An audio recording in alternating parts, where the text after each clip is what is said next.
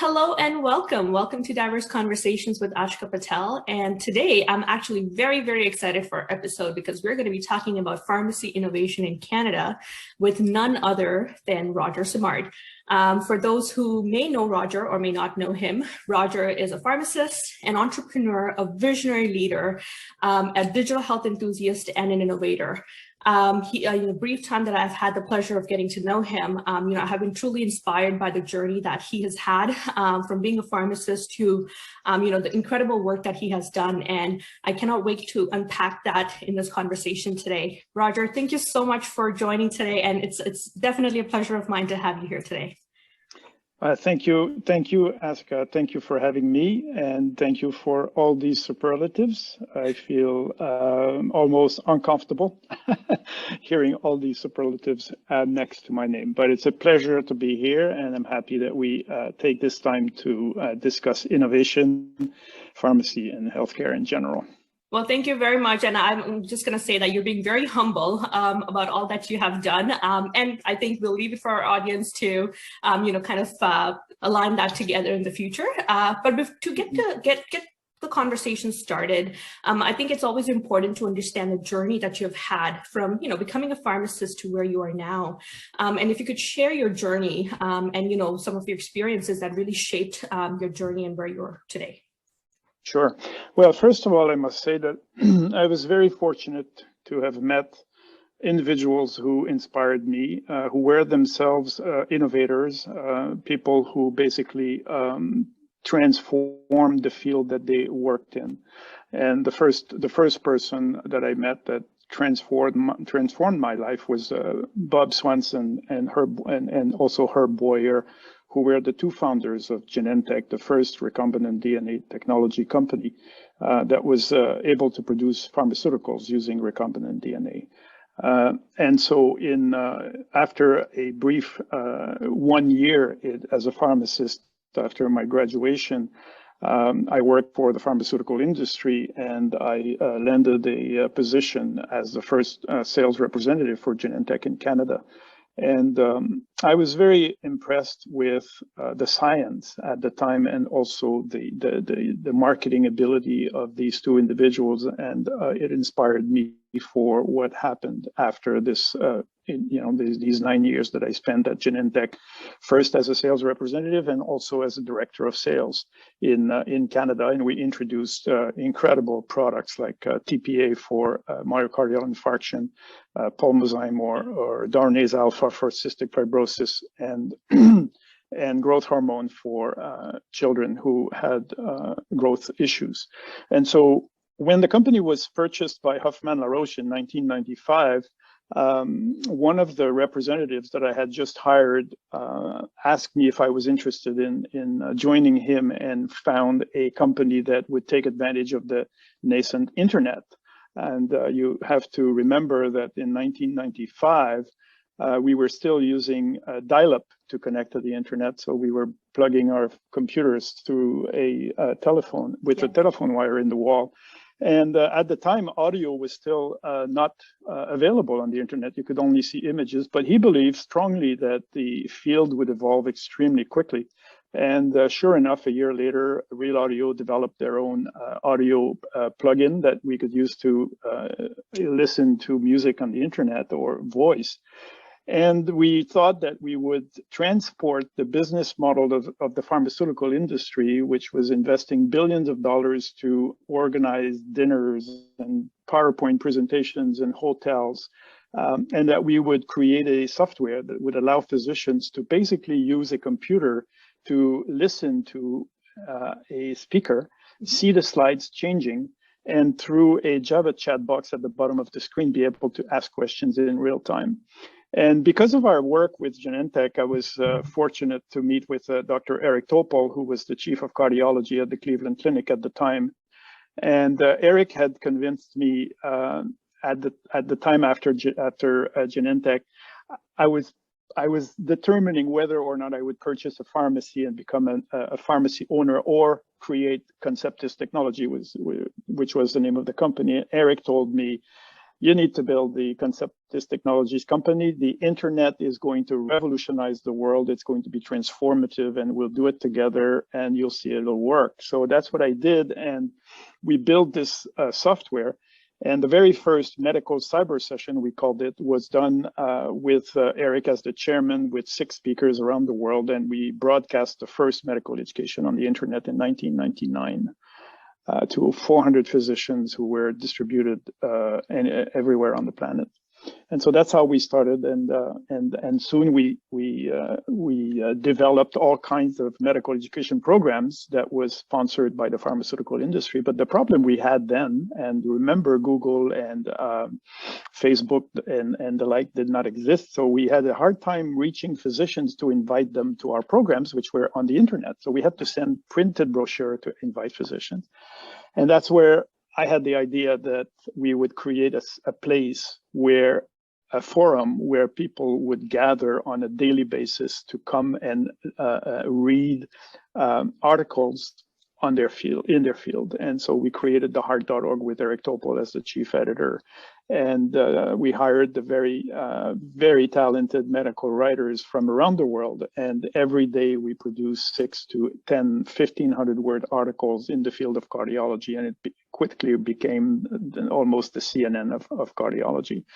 And the vision I had was to create this in all the medical specialties. So we developed nephrology and rheumatology. And we wanted to do it in oncology, in pulmonology, and so on. But later, the chairman of the board and the board of directors at Conceptis wanted to sell the company, so we sold the company. We sold the company to WebMD, and WebMD, even though at the beginning promised that they would develop the other portals, they were afraid, I think, that it would cannibalize Medscape, and so therefore they could not go forward. So I left and then recertified as a pharmacist. I went back to university for a year with students of a third-year university in pharmacy. I did a 100-hour stage in a pharmacy. And my idea then was to see how I could introduce technology and new processes in the field. And during my year at university, I realized that the course that we were given on pharmaceutical care, all the materials came from a book that was written by Linda Strand in Minnesota. I phoned her up and asked her if I could meet with her, because I also realized that they had developed a software to collect data on pharmaceutical care. And we opened a pharmacy, my associate and I, Nathalie Turgeon, in the old village of Pointe-Claire. And we were the first pharmacy to actually use Assurance, which was the name of the software, to perform pharmaceutical care in a senior home in Montreal. Wow. We did this for a full year. We had a master's degree student collecting the data, and and Nathalie published an article in the Canadian Pharmacy Journal on the work. And we tried to convince the Association of Retail Pharmacy to get funding from the generic industry to basically replicate the study that was done in the US with Linda Strand that showed that when you use pharmaceutical care as an approach, you could demonstrate a $12,000 reduction in healthcare utilization in patients who were taking more than 6 medications and who had more than 4 medical conditions. And we thought that this would be a great way to convince the public system to reimburse or compensate pharmacists for this type of work. I've always thought that the business model of pharmacy was backwards, because we were paid to sell medications, and my goal was to see how I could reduce the number of medications that people would be on. So that would be that was the great approach. But at the time, people were not convinced that this was the right approach. You have to remember that this is an era where pharmacists were getting what I call and still call kickbacks from the generic industry for purchasing their drugs. And so it was a very lucrative market, and people did not foresee that the government at some point would basically put an end to these kickbacks. So to a certain extent anyway, reduce it. So we decided to not pursue this anymore. And there was an episode there during this time where the pharmacy was in a very old portion of the city of Pointe Claire, and the grocery store in the village closed. And the grocery store was was across the street from the pharmacy. And you have to also understand that this is a village where the demographics was very much lented towards the elderly. And for many of our customers and patients, this was a catastrophe. And so I decided to buy the grocery store, reopen it, to renovate the whole store. And this is something that financially was extremely, it was a burden for me. So I had to sell my pharmacy and decide on what to do next. And so I took a plane and went to San Diego, where my dear friend Eric Topol was now living, and he was working at the Scripps Clinic. And Eric had just published the book, The Creative Destruction of Medicine, where he laid out in very elegant terms the power that the technology, the cloud, the power that is inside our iPhones and our Android mobile platforms, the whole genotypes and genomics, how this all put together would transform medicine. And I thought this was great concept. So I thought, how can I apply this to the field of pharmacy? So I came back, opened another pharmacy with 2 associates, and decided to create a connected health project with seniors. And so I was able to find a company in Montreal that had developed a very elegant solution for remote monitoring, an electronic dashboard. And we started a pilot project with the support of a chain of pharmacy in Montreal, and where I followed 40 seniors aged 65 to 89 who were computer naive. They had never used a computer in their lives. They had never used a tablet in their lives. And we equipped them with a wristband, with a blood glucose monitor that was Bluetooth enabled, a scale, and a blood pressure monitor that was also Bluetooth. And all these devices were able to send the data directly to the iPad that they were lent. And also this information then automatically was downloaded into my own iPad at the pharmacy. And so therefore I could follow the biometrics in real time of 40 people who had never used these devices in the past. So this became quite interesting for a lot of people, including CBC, which came to the pharmacy, and they shot a program. They did a show on this actual project, and I was able to convince the chain to then expand this project into 15 pharmacies across the province. And we did the 15 pharmacies, trying to tweak the technology and train the pharmacists and their staff on how to use these technologies. And we came very close to selling this idea for the 400 pharmacies of the chain, but there was an event that happened out of our control that made it impossible. So that kind of was the end of Pharmacy 3.0, which was the company that I had founded to perform this project. And it was, I must say, probably 6 years too early, because we've seen with COVID that if it had done this now, yes, people would have been a lot more inclined to listen to or consider technology. Particularly if you look at last week, the VA in the US announced that they would invest, or they would send an RFP for $1 billion investment in remote monitoring capabilities. And so it is happening. It's absolutely necessary in our healthcare system. But this was really exciting and challenging, but very exciting to do. And then after that, I became an advisor for several startups that were interested in the experience that I had in digital health. I became a member of the expert committee of the WHO on digital health.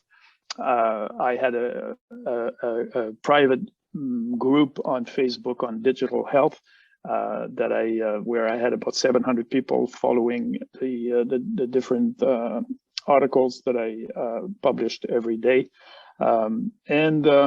A year ago, I was asked by the Canadian Red Cross to come and work on a very exciting initiative that's called EMIS, for Emergency Management Information System.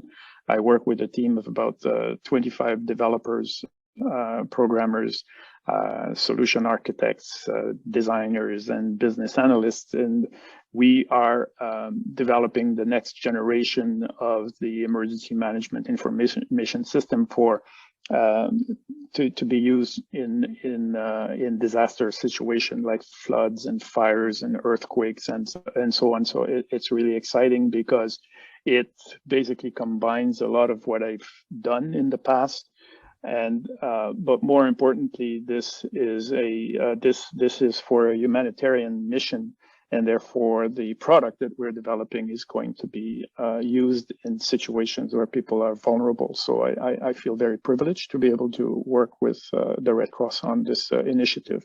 On top of it, we also are working on the social innovation initiative for seniors, where we are evaluating how technologies can help seniors stay at home as long as they want in as good a health as possible.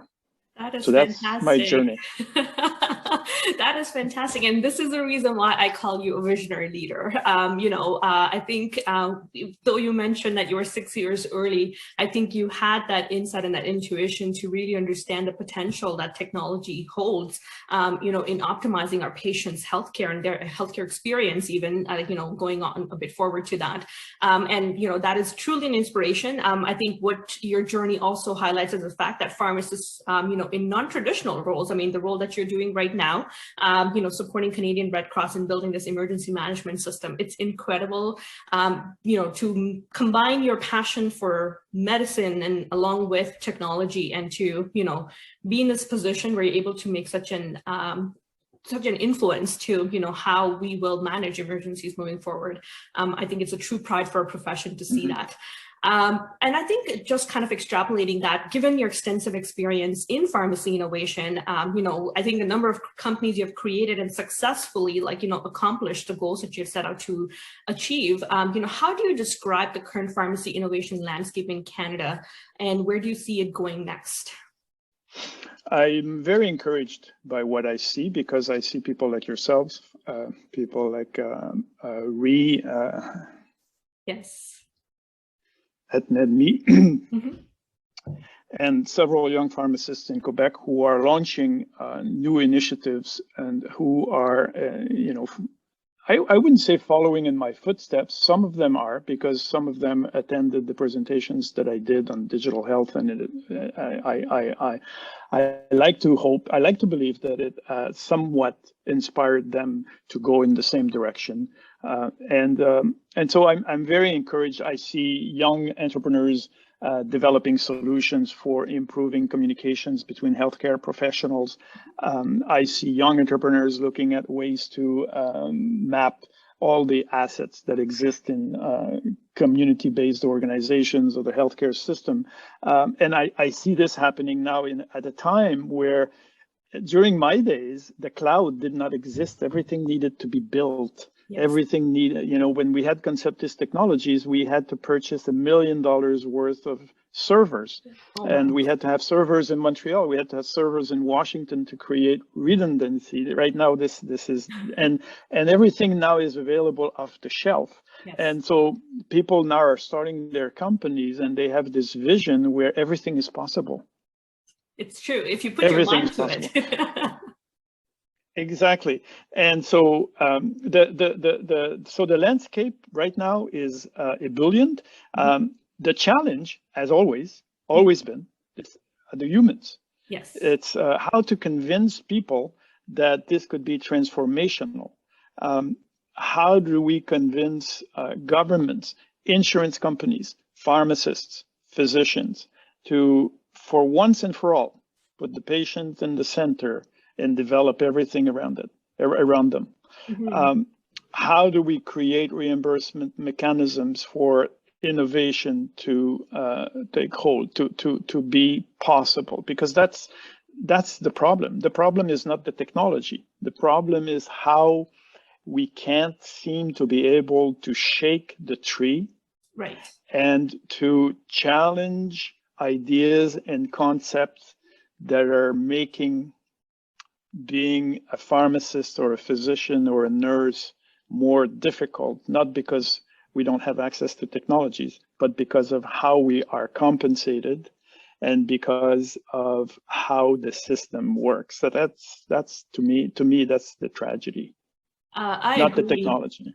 I agree for sure. And I think that kind of, leads me to my next question, which is, do you see these barriers and challenges only in Canada, or is this a global theme that we're seeing? Are these like traditional challenges that every entrepreneur around the world will encounter? Well, it exists at different degrees. There are different degrees. And some countries, I believe, have done a much better job, or some organizations within countries have done a better job at addressing these issues. The VA and the Kaiser Permanente in the US, Geisinger Health, for instance, are three models that when we look at how we could emulate what's happening in other countries that could be imported here, those are three models. The NICE in England, as far as digital health is concerned, is incredibly stimulating. What they do in Singapore, what they do in Germany on digital health, what they did in Estonia on e-health is astonishing. They, 2 years ago, I was in Berlin for the World Health Organization meeting, and I met the former Minister of Health of Ukraine. And I was explaining to her how in Canada we had invested tens of billions of dollars into developing what we call, not even the electronic medical record, but the public system, electronic system. And billions, because each province in Canada is like a country. Mm-hmm. Each province wants to have its own system. Each system is not, even within the system, there is no interoperability per se. Yes. And so the perfect example was the latest vaccination for COVID-19, where if you get vaccinated, it goes into a certain database. This database doesn't talk to the central database, and therefore it won't show up in your what we call in Quebec Carnet de Santé. So that's an example. But she said, in Ukraine, we essentially purchased the system that Estonia had developed, and we ended up with a hospital medical record, an electronic medical record, electronic prescription for $35 million US.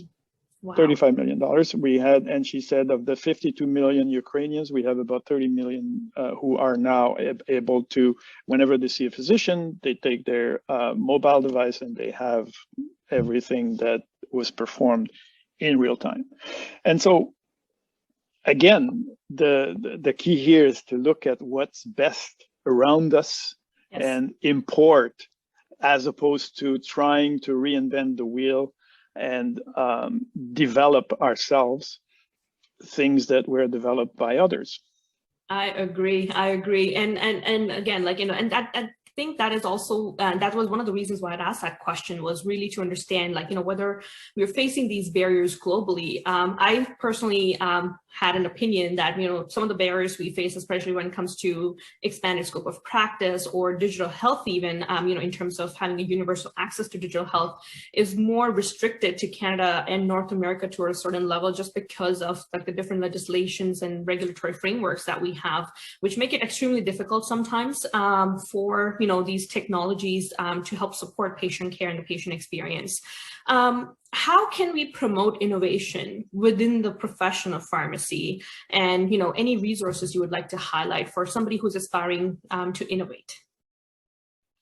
Well, I think we need to look at it from a almost like we look at digital transformation in organizations, private and at the Canadian Red Cross, for instance, there is now a digital transformation office. And I think that each profession should have a digital transformation officer. Right. And because once you start looking at digital transformation, it will force you to look at how you do things today. How are you being compensated? For instance, pharmacists, every day that I work as a pharmacist, I provide advice. I give advice to people who either phone or come to the pharmacy. And when I was a consultant for the Quebec Association of Retail Pharmacy, and they asked me how I thought we would be able to show the Minister of Health our relevance. Right. Because there was a huge conflict between the retail pharmacists and the Minister of Health. And I thought, why don't we build an app and quantify the impact that our advice has on healthcare utilization? And they liked the idea, and they built this app with a Montreal-based company. And researchers from the HEC in Montreal and Cyrano got involved in the project. And it became a paper, actually, which shows that the advice that pharmacists give save, I believe, $750 million per year, yet the pharmacists are not reimbursed for that, like other healthcare professionals. And so, and then when you ask people, well, can't you use this study to convince the government to pay the pharmacist? The government will answer, well, we could, but then we have to take the money from somewhere else. Right. So, or from someone else compensation. And so if you start to look at, for instance, if you start monitoring diabetic patients with remote monitoring strategies, like I did with my project, I was able to decrease the number of medication that one particular patient was on from 4 to 2. Well, in the current reimbursement model for a retail pharmacy, this is a nightmare, because if you are taking 2 medications instead of 4, the fees that the pharmacy will have for the year will be reduced. It should be the opposite. Exactly. So once you have a digital transformation office and you start to look at all these things, insurance companies, if you in Canada are an asthmatic and you don't take your inhalers as they are prescribed, and you end up with an asthma attack, which requires hospitalization. In Canada, if you're insured through a private group, the insurance company is not on the hook for the hospitalization costs. The government is. In the US, there is an incentive for the insurance company to make sure that you are compliant with your medicine, because if you end up in the hospital, they are the ones who will have to shell out $3,000, $5,000 for the hospitalization.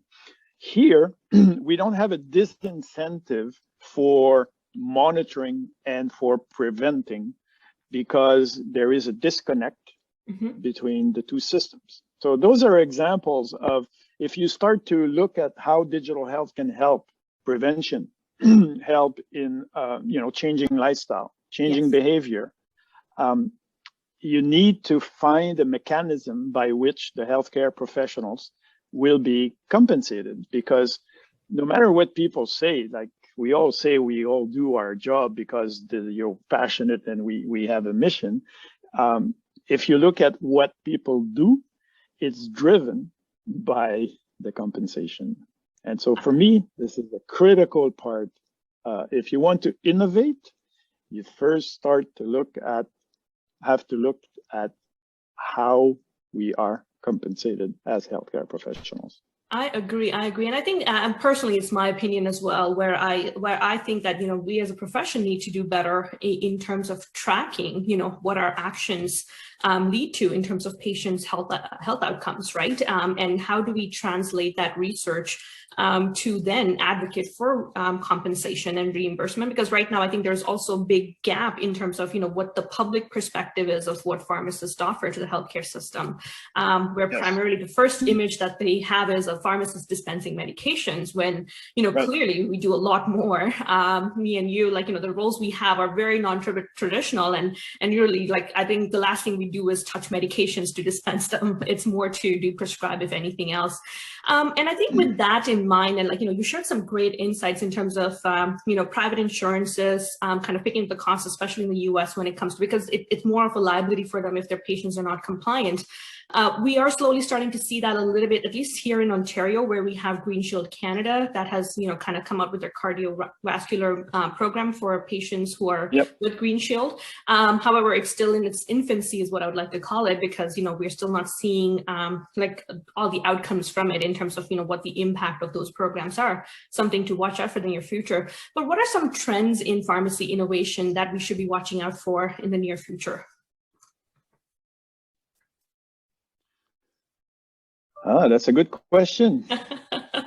Is remote monitoring was one thing that you had talked about. Yeah, remote monitoring is one. Automation. Yes. I find. I feel like we are, well, the one area where I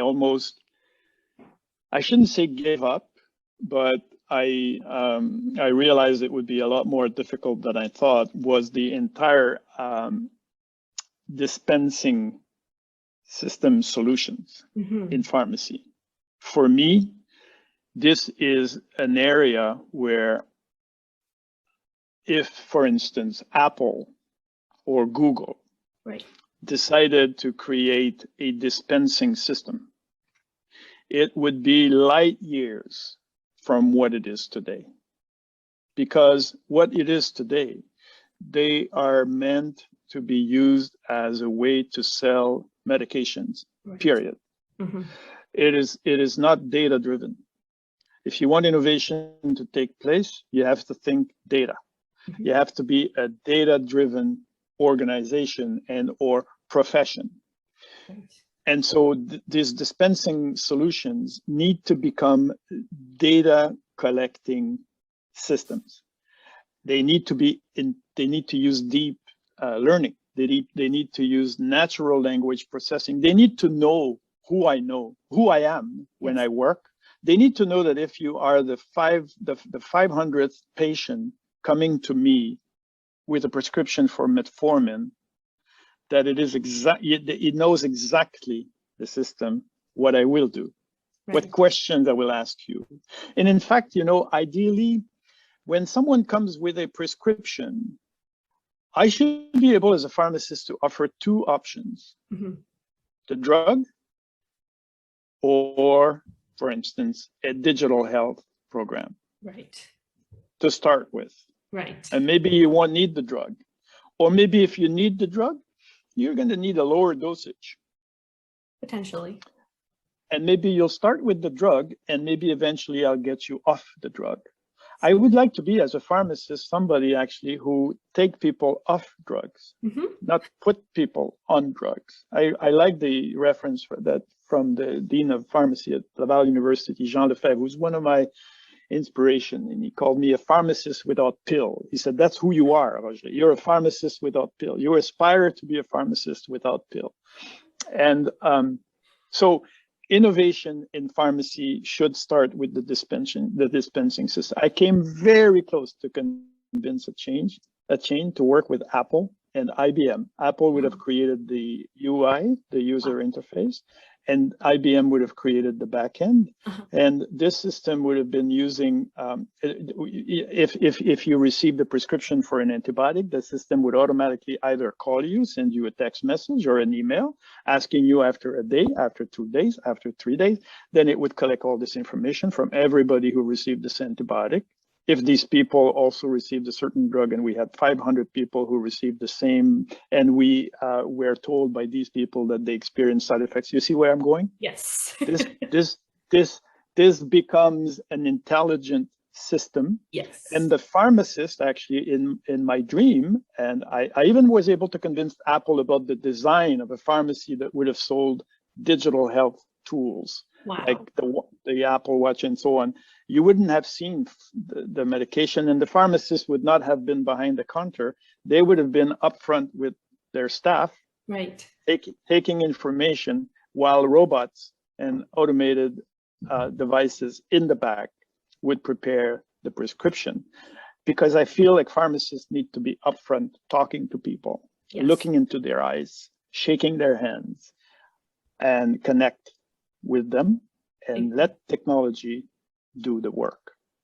And this is, again, hopefully, I think, one day, go ahead. I'm trying to convince some young pharmacists who are entrepreneurs to go in that direction.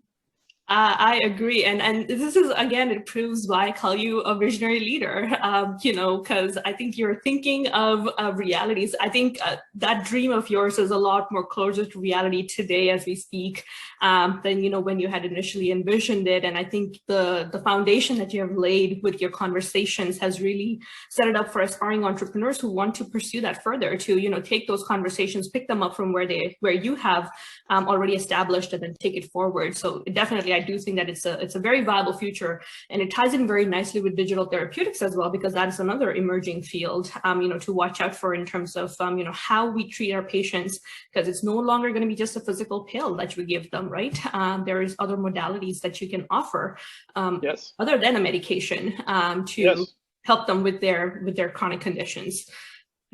Yeah, and you think about social prescribing. Yes. If a healthcare professional prescribes a walk in the park, knitting, Mm-hmm. or caring for someone in the neighborhood, how do you track whether or not the person follows the prescription? And how do you evaluate the outcome? How do you evaluate the impact? And so I always felt that the pharmacist and the pharmacy was the place where you could basically implant the technology to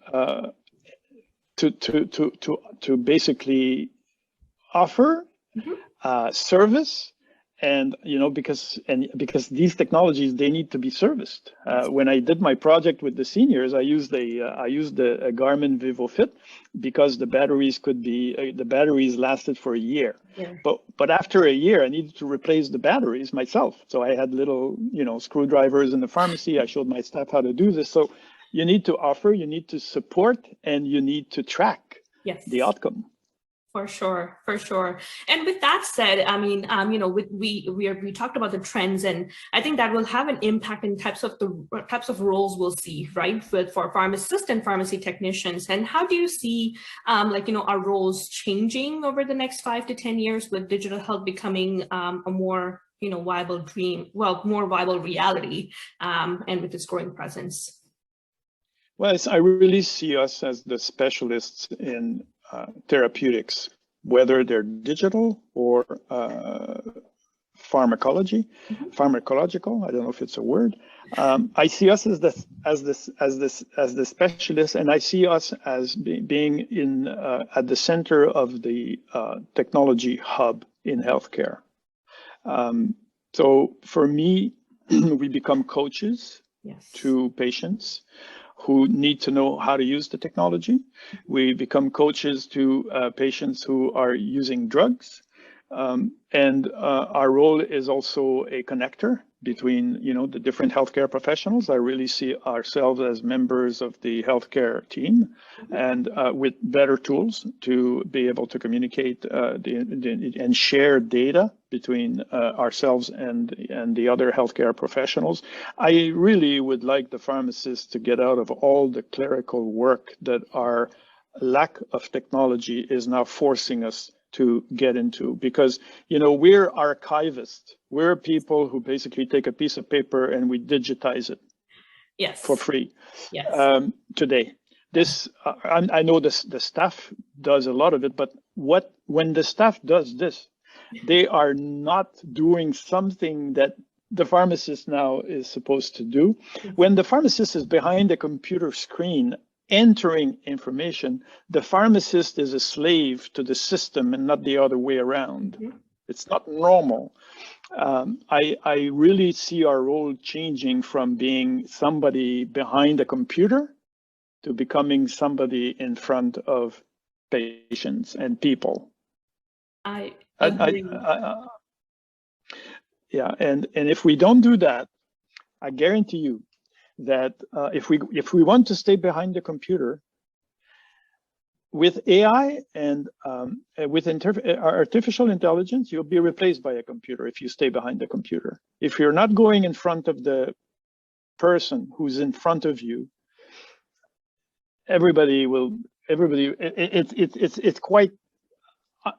it's quite possible to envision the use of technology to basically determine if there is a drug interaction. They're much better than we are. It's much better to decide if the dosage is right or not. All these things can be done by computers. What cannot be done by computers is the connection, yes, the human connection, and the coaching, yes, that we can offer. And so for me, our role needs to be transformed, but it cannot be transformed if we are not deploying the right technology. I agree. I agree. Such wise words. Oh my gosh. You're inspiring me to go out and make a difference again or do something and, just kind of stop doing what I'm doing right now and just start something new. With that said, though, I think one of the biggest challenges, and again, I'm speaking from personal experience here because, as a practicing pharmacist myself, being out of school for a few years now, it is always a challenge, when I'm thinking of making a switch or starting a project, or a more riskier project would be a startup of some kind. How does a practicing pharmacist make that switch from your experience and what you have seen to be some strategies that they can employ? I think that, well, first, being an entrepreneur is it's a special trait, right? Not everyone is cut out for that, but if you do have it, it doesn't matter which field you're in, mm-hmm. Because your passion for wanting to improve what you chose as a profession will be the driver, right? So if you strongly believe in making things better, mm-hmm.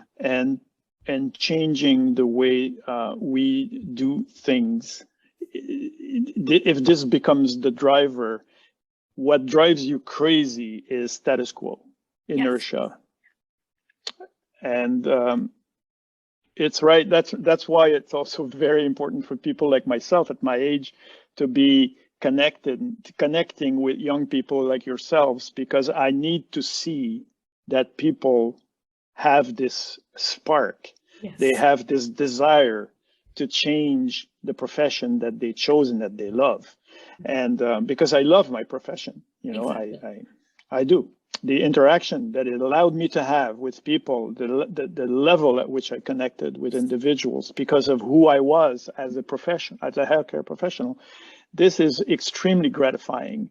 But every time that, because I lacked the technology that I needed, every time that I was brought back to do something that I felt I shouldn't be doing, this drove me crazy.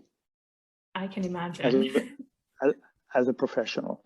And so you can imagine that I have been in lots of different fights with lots of different vendors and providers of technology and so on. And what drives me crazy is all this innovation in pharmacy that people are responsible for exist as satellites because yes. of the absence of interoperability. So people develop a great software for anticoagulant monitoring. They develop a great software for delivering the drugs. They deliver a great software for managing blister packs. And it's double entering the data, triple entering the data. And all the data that I was referring to earlier is all dead because it's in silos and no one is able to make sense of it. Errors, for instance, errors is another thing that drives me crazy. It's so easy to track incidents mm-hmm. or accidents in pharmacy, yet we're not doing it because the dispensing system does not allow you to do this, and because the dispensing systems of each chain do not talk to each other because of the competitive landscape, again, the data is dead. Exactly.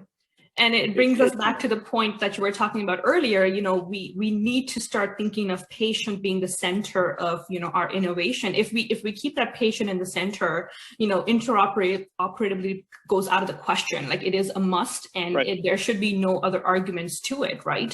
Where we would want all data to be shared, because that's how we would know holistically who this patient is and, what we have to do for this patient. Those are some great insights. And I guess as we are wrapping this conversation up, how do you describe the future of pharmacy in the next 5 to 10 years? And, what do you see, what are some changes that you are anticipating or envisioning?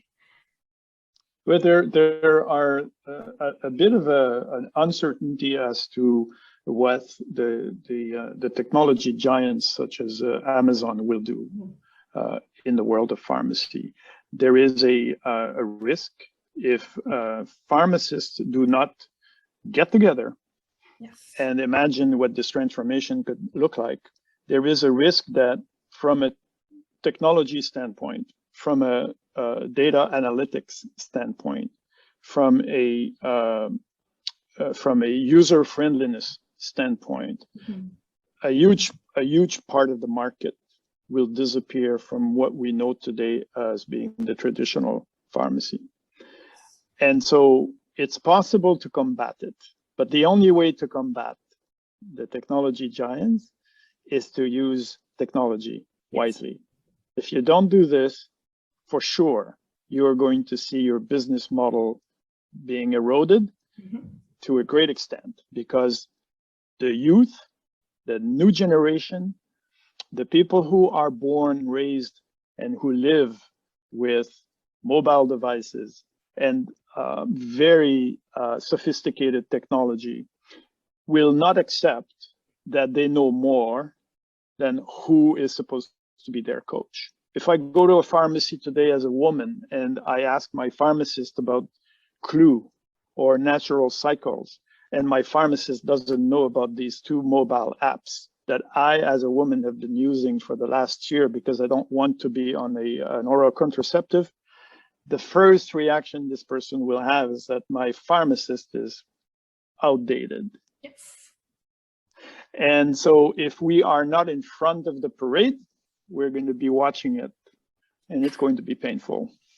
Oh my gosh, yes. And you couldn't have summed that up any better than that, because I agree with you, because it's something you had alluded to earlier, where it is those relationships that we're able to nurture with our patients. I truly believe that is our USP, and we need to further enhance it through, keeping up with times and the offerings that the patients are demanding, or there's a need for. And if we don't, then we're definitely going to miss the boat, and then we can't complain at the end of it, right? Because we would be kind of responsible for where we end up. Roger, that was a fantastic conversation. And again, I just want to say thank you so much for making this time to come on and share some incredible insights. I'm certain that the listeners will truly appreciate what you had shared today, especially around pharmacy innovation, because we do not talk about it enough. There's those conversations happen really in silos. And I think I'm hoping that with this conversation releasing, it would allow listeners to reach out to you, to connect with you, to discuss ideas a bit more out in the open, so that we are able to help each other and connect people with the right people who can help them out. And I truly thank you for coming on today, and it was a pleasure having you. It was a real pleasure. Thank you again for inspiring all of us. I'm truly excited to release this very soon. In the meantime, we'll keep in touch, and I'll share your contact information just so that if somebody wants to reach out to you, that they're able to connect with you there. So thank you again, Roger. It was a pleasure. You have a great day now. Thank you, Aska.